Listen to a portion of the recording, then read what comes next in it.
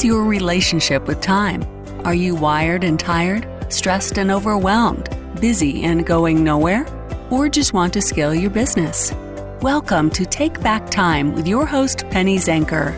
Penny focuses on books, strategies, tools, and tips to help you work smarter and approach your time more strategically. As a result, you can have more energy, focus, and get more done in less time. Be more efficient and effective. Get ready to take back time. Hi, it's Penny Zenker, your host of Take Back Time. I'm excited to be here today and talk with Erik Luhrs because he's going to help us to see how we can work smarter in creating better flow in our life, whether that's money. And he's got some really cool principles of helping us to talk about the 3 pillars of revenue kung fu. So Erik he's known as the Bruce Lee of revenue generation, hence the kung fu. And he's the creator of the revenue kung fu. He works with 6- and 7-figure founders, entrepreneurs, experts, and leaders to increase money flowing into their business and joy flowing into their life. That sounds productive to me, right, guys? And he does that by helping them master the 3 pillars of revenue kung fu. And that's what we're going to dig into his brain a little bit today. The super conscious sales and marketing and peerless positioning and dragon mindsetting. I'm loving this because I'm also previously did martial arts with my kids. So it was actually a different form, but I'm really into this. So Erik, welcome to the show. I'm excited to talk about it. Thanks for having me. So I guess that you're a martial artist, or why the whole kung fu and martial arts connection? Yeah, I started training martial arts a couple decades ago. Martial arts wise, I hold 2 black belts in Kenpo, a black sash in Shaolin Long Fist Kung Fu, and I've studied about 10 or 12 different systems, and I just love martial arts. So I've studied things other than Kung Fu. But ultimately, Kung Fu has always been sort of the thing that's drawn me in terms of arts because of the flow, which I think is important in all aspects of life. And then I named it my system, Revenue Kung Fu, after evolving. I've evolved through a number of different systems, gurus selling to subconscious lead generation to peerless positioning, and now Revenue Kung Fu, because Kung Fu doesn't actually mean, it's not actually Mandarin for kicking butt. It's Mandarin for a skill acquired through perseverance. And that makes sense, right? If I think of martial arts, just to jump in and add my 2 cents in here, is,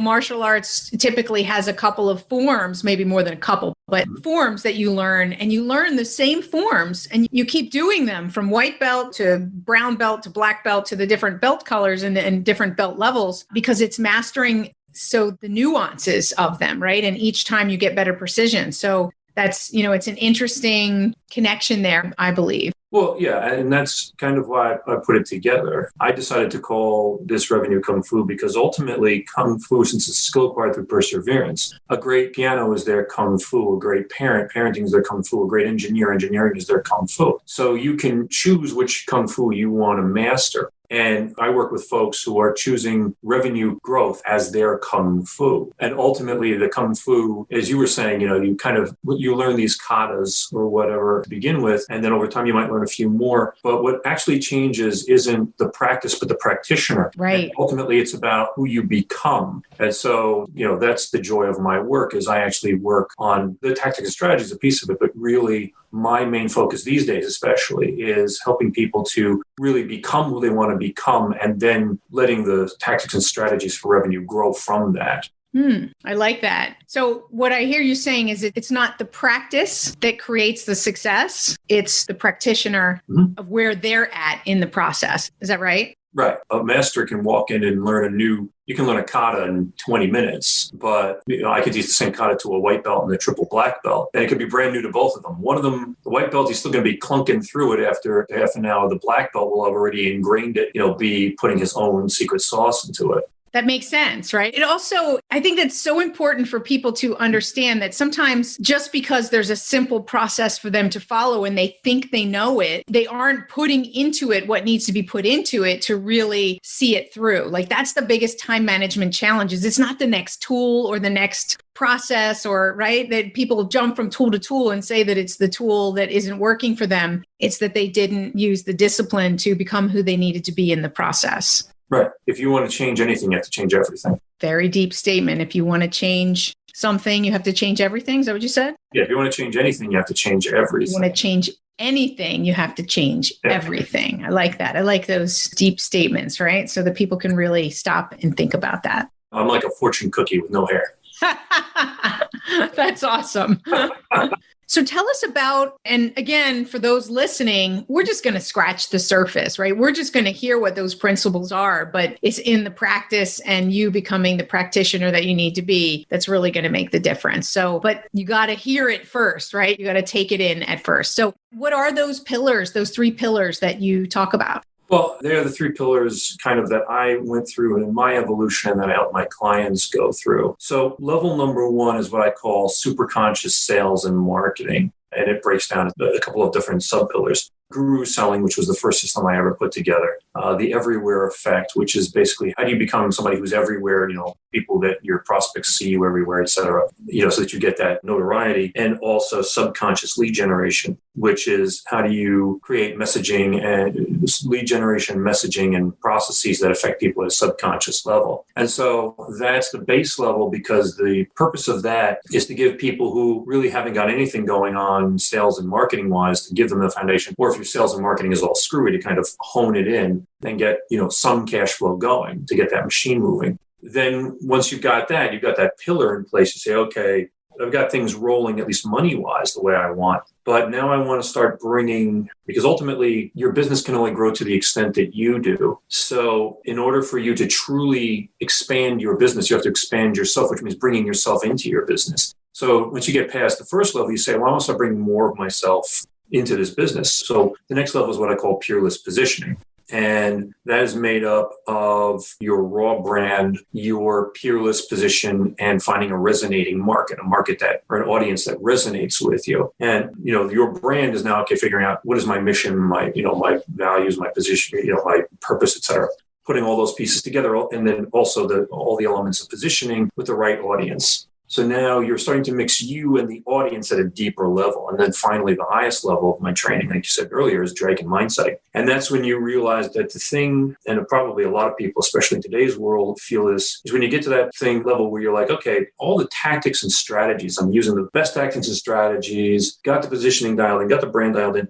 Things are growing, but maybe they're stalled a little bit, or they're not growing as fast as I want. Something feels off. It feels like there's this very almost microscopically thin wall between where I want to be and where I want my business to be and where it is. And it just doesn't seem like I can get through that wall. And that's your mind and all of the limitations in your mind. And so at the highest level, it's about changing not just your mind, but actually your identity, because it means you're not stepping into you're showing up as a less powerful version of yourself. You're not showing up as the full turbocharged you that you actually are, that you actually have in the garage. For some reason, you keep jumping in your smart car and showing up to work every day instead of in your V12, Ferrari or something. And so it's about, okay, now we want to go in and we want to work on your beliefs, your drivers, and your beingness. And all of a sudden, then when that happens, you shift your identity instantly. The brand shifts, the positioning shifts, marketing shifts, the sales shifts, everything locks into place. It's just like waterfall after that.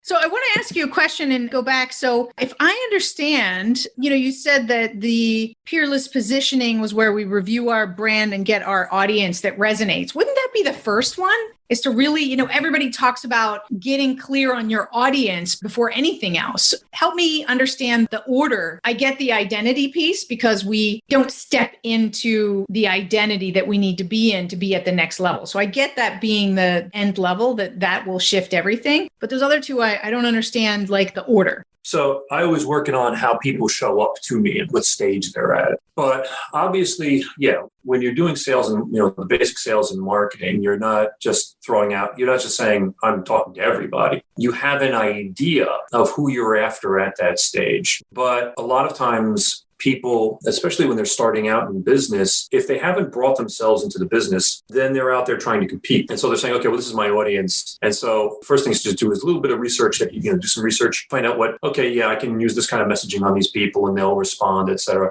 but it's a very one-dimensional transaction kind of thing. You're not saying, do I really feel for these people? Do I have a connection to them? You're just saying, well, this is my audience of the moment. When you get to that higher level and you say, okay, look, I've taken this business as is, as far as it will go, being generalized in its approach and being generalized in who I go after. Now I want to start bringing this more in alignment with me and more in alignment with it.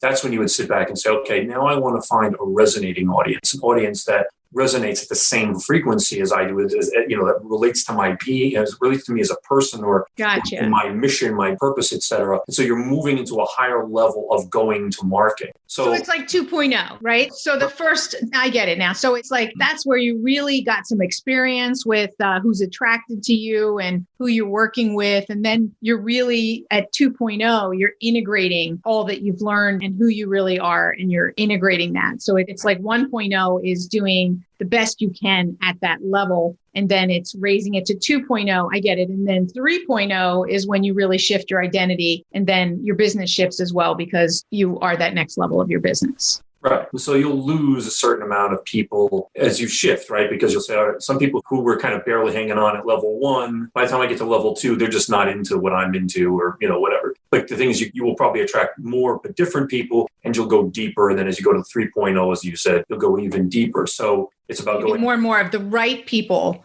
that are your most ideal customers that are going to do more with you, go deeper with you, and grow with you. Exactly. Got it. So just curious, because you're coming from a different perspective in this, maybe even, a more spiritual perspective of your business growth, right? As I would see it. How do you define productivity and why? Productivity, and that's an interesting question because I've been having different conversations actually around this recently. So for productivity, let's say you can be very productive, right? You say, well, I have figured out what my best use of time is in my business, and I have figured out where I should segregate to other people, and where I should, outsource and, put in these systems, and you can line all that stuff up, and your company can be very productive. But at the same time, if you are, I know it's interesting, I was just literally talking with a client about this before. If you are not personally resonating, and what you are doing is not really your passion coming from inside you, even if it is productive, it's destructive internally to you, because it's like, well,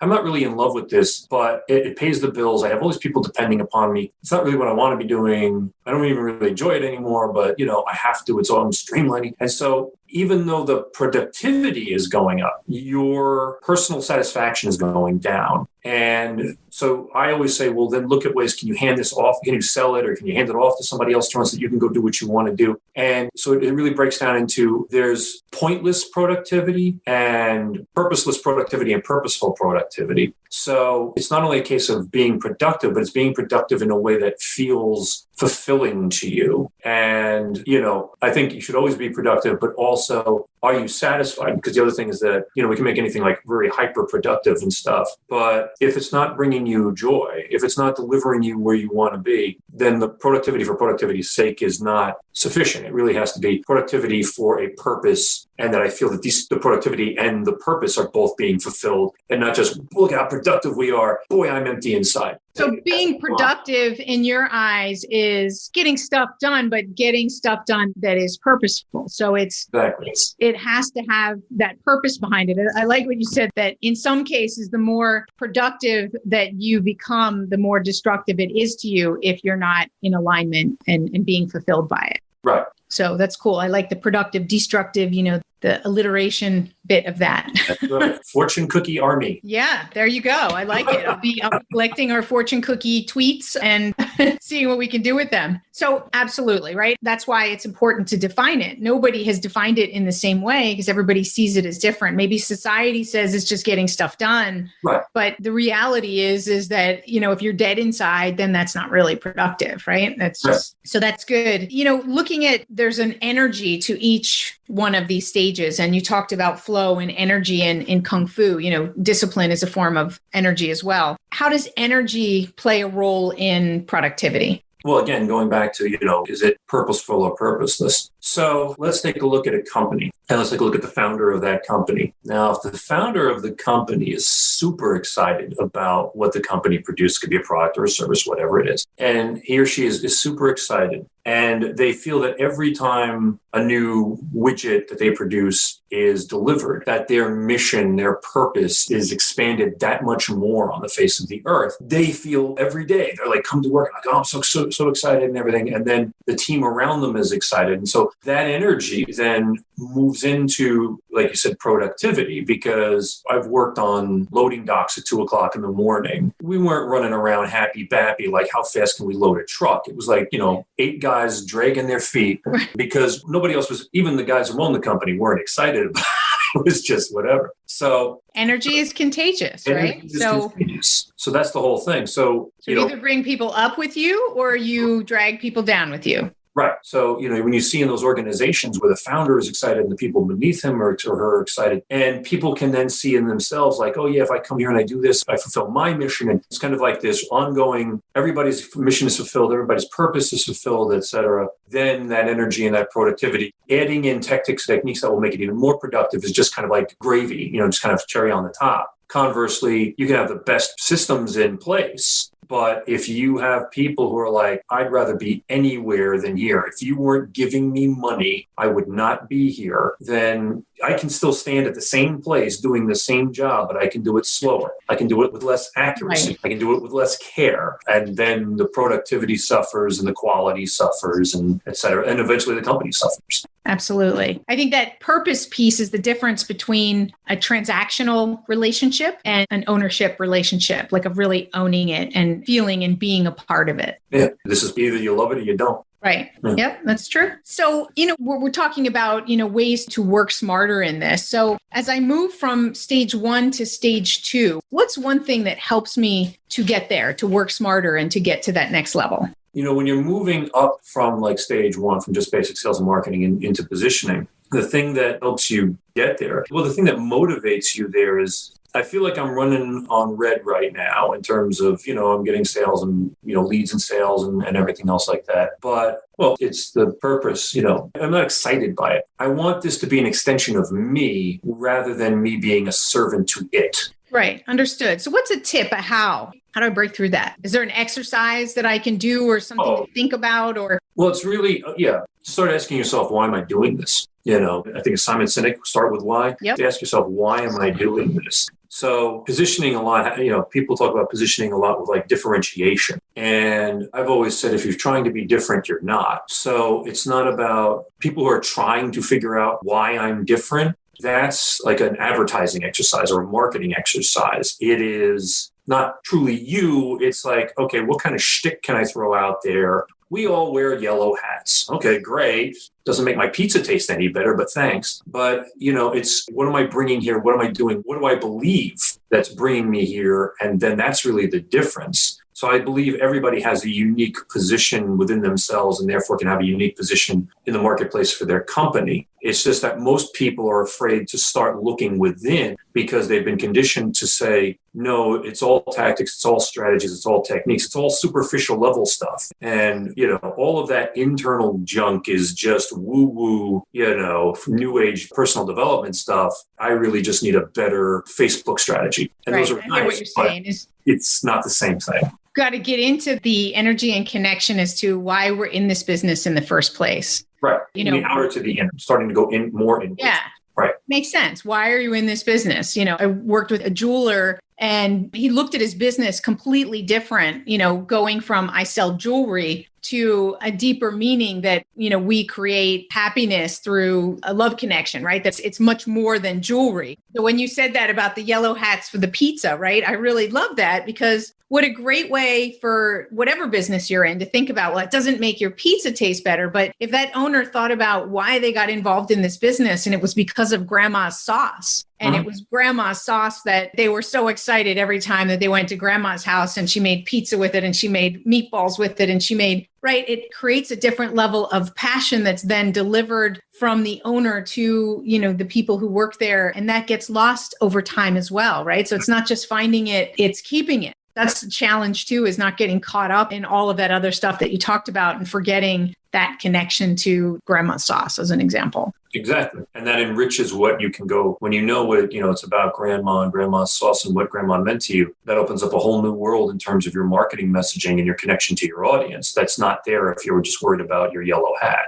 Absolutely. I love that. So that's really working smarter, is finding why you're doing what you're doing so that you can really tell that story, because it's the story that connects people. It's the story that's actually going to sell the pizza and not anything else, right? People are looking today more than ever. People are looking for something to believe in, and they're looking for that resonance, something to connect with. And that authenticity, when you start going from the external marketing tactics to internal drives, more towards your why you're doing what you're doing, you start to make that connection deeper and deeper. Absolutely. I love that. It just made me think of, it's true that more than ever, because even though we're in the age of social media, what we think is connection, we're more disconnected than ever. We can see the dichotomy in with COVID, the mask wearers and the not mask wearers, and the politics, the Democrats and the Republicans, right? We're more disconnected than ever, the different groups. So more than ever, I agree that we really are looking for something to believe in, you said, I think something to belong to and something part of. So I agree with that. And if we can get our heart and our messaging, and get that clear in the core of our business, and that can be a huge part. I love that. So are you guys listening? Everybody who's on, this is so important. This is fundamental. I love it. I'm going to ask you one more question. Typically, we might end at this time, but I want to just quickly talk about the identity piece, because that's another really crucial piece that we hold ourselves back unconsciously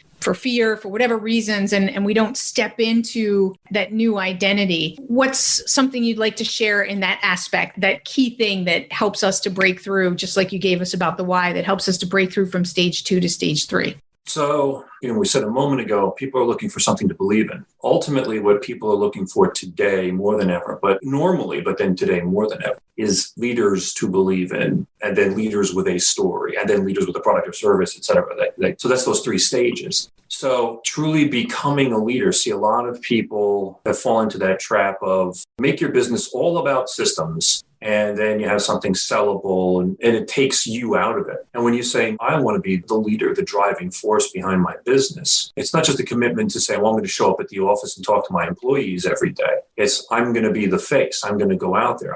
But there has to be not just the mission and the purpose and everything, but you're stepping into a new identity. Because if you've been somebody who's saying, well, I really just wanted to build a business that made a lot of money, you're saying, no, you know what I'm going to bring? My grandmother had great messages that I want to deliver to the world. And you want to know what? She put sauce on our plates, but it's what she put into our hearts and our minds that really mattered most. That's what I want to put out there. And so by doing that, you automatically have to say, okay, I can no longer be the person who hides behind my desk and looks at numbers. I'm going to go out there and I'm going to have to talk, and I'm going to have to put, in today's media, I'm going to have to do videos or posts or blogs or articles or books or everything. Because then grandma's message, how far and how wide, because now it can move beyond pizza. It can move into personal development. It can move into different types of foods. My grandmother used to garden every day. So now I realize that having your own garden is very important. Right. You know what I'm saying? So it becomes it becomes a movement, but a movement needs a leader. And for most people, they have to step into that identity. And that's, I think, that's inside everybody. Ultimately, I think everybody has a leader inside of them. The fact of the matter is, sadly, 99.9% of people in their lifetime will never step into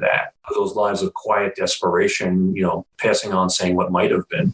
I want to point out for people who are listening, because this is my belief anyway, is I think that identity and stepping into that next level of leadership and community and serving beyond ourselves is really important. I also want to say that systems and tools and things like that are also important. So I know that you're not saying don't create systems and don't, we have systems and processes to make things work smoother, to communicate better, to create better quality. It's just that that's a phase of the business, and we need to understand that it's a means to a purpose to getting to serve a larger audience and step into that leadership. Because if we don't do that, then we're not creating the time for ourselves as leaders and others within the organization to be able to dedicate to that next level. So I just want to point out to everybody, it is important and it's part of the process, but it's not, I don't know how to say this, Mr. Fortune Cookie, how do I say that? The way I make the comparison is this. It's like a cake. It's the frosting on the cake. The cake, you need the frosting. The frosting makes the cake. But if you don't have cake underneath the frosting, what are you going to bite into? Right. you can't really Right. cut the frost. Right. You can't just have the frosting. Birthday frosting. So they're needed together. Just need to have them in their. Exactly. They are both necessary to make it a beautiful cake. Right. Awesome. Well, thank you so much, Erik, for all of your wisdom and everything that you've shared. Where can people find out more information about you and your program? You can go to my website, www.erikluhrs, that's ERIKLUHRS.com. I'm presuming you'll put it in the show notes or something. Sure. I will remember that. You can also look me up on LinkedIn. I'm the only Bruce Lee of revenue generation. And, just connect with me either way, and happy to chat. Awesome. Thanks so much, Erik. Thank you. And thank you all for being here. We went a little deep here, and sometimes we do that on this show because it's not just about the tools and the processes. It is about the stages of our personal growth that align with the stages of growth of our business. So, it is about that energy. I always talk about it's not just what we do, it's how we show up for what we do. And a lot of what we talked about today has to do with that. So a lot of great tips here, and actually a lot of good fortune cookie moments. You might even want to go back and listen to this again because there was some really good stuff in there. And depending on what stage you are right now in your business, you may catch different things. So go ahead and make sure that you're subscribing to the iTunes or whatever you're listening to this from so that you get notifications every week as the show comes up and as we have different guests. So thank you all. My name is Penny Zenker, and this is Take Back Time. I'll see you in the next episode. Thank you for listening. Today's topic is another opportunity for you to put the knowledge you learned into practice. Tune in again next week for more strategies that will help you have more energy and focus to get more done in less time, so you can continue to take back time.